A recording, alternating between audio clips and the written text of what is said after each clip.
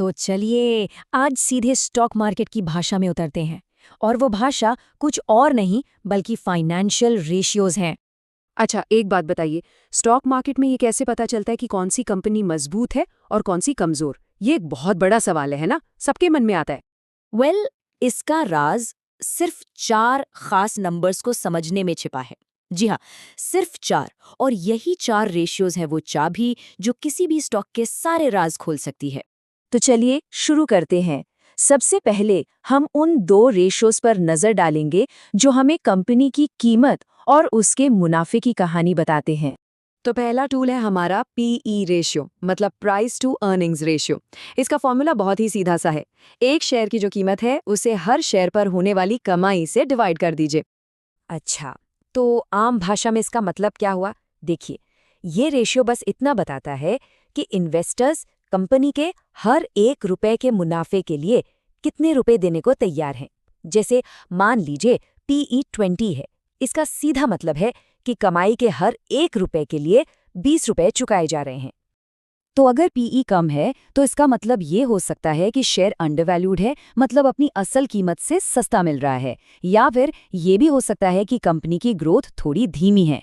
और वहीं दूसरी तरफ अगर पीई ज़्यादा है तो शायद शेयर महंगा है, या फिर इन्वेस्टर्स को लगता है कि भविष्य में कंपनी ज़बरदस्त ग्रोथ करने वाली है। पर सवाल तो यही है कि क्या ये उम्मीद सही है? और यहीं पर ज़्यादातर लोग एक जाल में फंस जाते हैं। देखिए, ज़्यादा पीई हमेशा बुरा नहीं होता। हो सकता है ये किसी हाई ग्रोथ कंपनी का सिग्नल हो, जैसे कि आईटी या टेक सेक्टर की कंपनियां। और ठीक इसी तरह कम पीई का मतलब हमेशा ये नहीं कि सस्ता माल मिल रहा है। ये एक वार्निंग साइन भी हो सकता है कि शायद कंपनी किसी मुसीबत में है। तो अब पीई में जो ई है यानी अर्निंग्स, उस पर आते हैं। हमारा दूसरा रेशियो है ईपीएस यानी अर्निंग्स पर शेयर। सच कहूं तो ये पीई का सबसे पक्का साथी है। ईपीएस का हिसाब भी बड़ा सिंपल है। कंपनी का जो भी नेट प्रॉफिट है उसे टोटल शेयर्स की संख्या से डिवाइड कर दीजिए। इससे बस ये पता चलता है कि कंपनी अपने हर एक शेयर पर कितना मुनाफा कमा रही है। चलिए एक उदाहरण से समझते हैं। मान लीजिए नेट प्रॉफिट है 10 करोड़ रुपए और कुल शेयर्स हैं 1 करोड़। तो ईपीएस कितना हुआ? बिल्कुल सही, 10 रुपए। एकदम सीधा सा हिसाब है।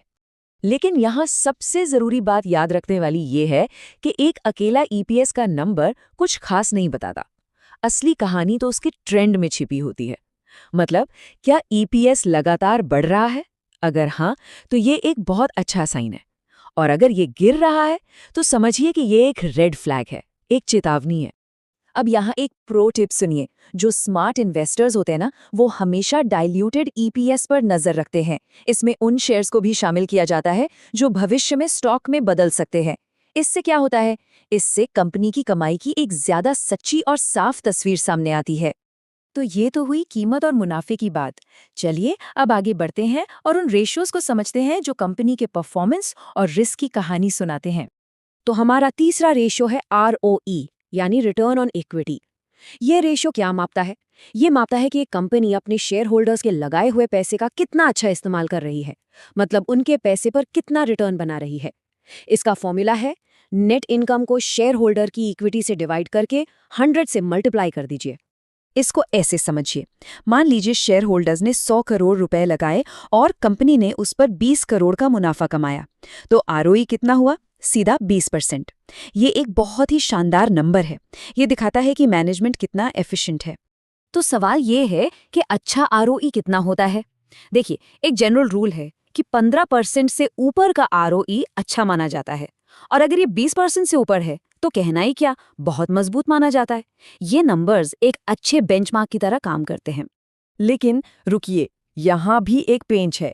एक ज्यादा आरओई देखकर तुरंत खुश नहीं हो जाना चाहिए। कभी कभी कंपनियां बहुत ज्यादा कर्ज लेकर, मतलब डेट लेकर, अपने आरओई को आर्टिफिशियली बढ़ा देती हैं। तो सिर्फ आरओई पर आंख बंद करके भरोसा करना ठीक नहीं है।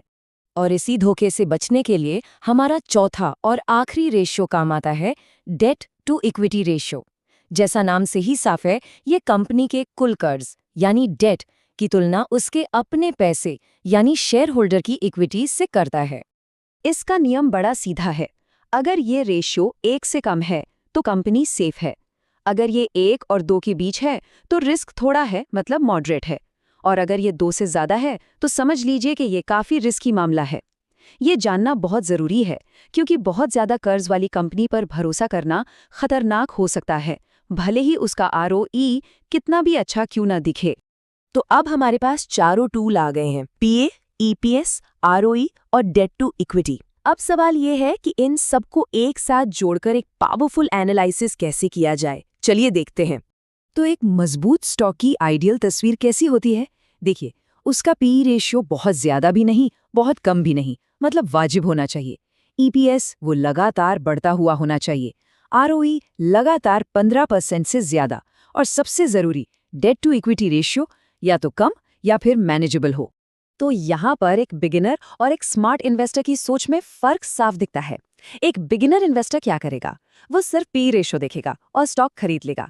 लेकिन स्मार्ट तरीका क्या है? इन रेशियोज को तो देखना ही है, पर साथ ही साथ कंपनी का बिजनेस मॉडल कैसा है, उसकी ग्रोथ की क्या संभावनाएं हैं और उसका मैनेजमेंट कैसा है, इन सब का भी विश्लेषण करना है। और इस पूरी बातचीत को सबसे बड़ा सबक क्या है? वो ये है कि कोई भी रेशो अकेले इस्तेमाल नहीं करना है। हमेशा इन सब के कॉम्बिनेशन को और इनके ट्रेंड को देखना है। याद रखिए, स्टॉक मार्केट में कॉन्टेक्स्ट ही सब कुछ है। तो अब जब ये सारे टूल समझ आ गए हैं तो सोचने वाली बात ये है कि वो पहली कंपनी कौन सी होगी जिसका इस नजरिए से विश्लेषण किया जाएगा।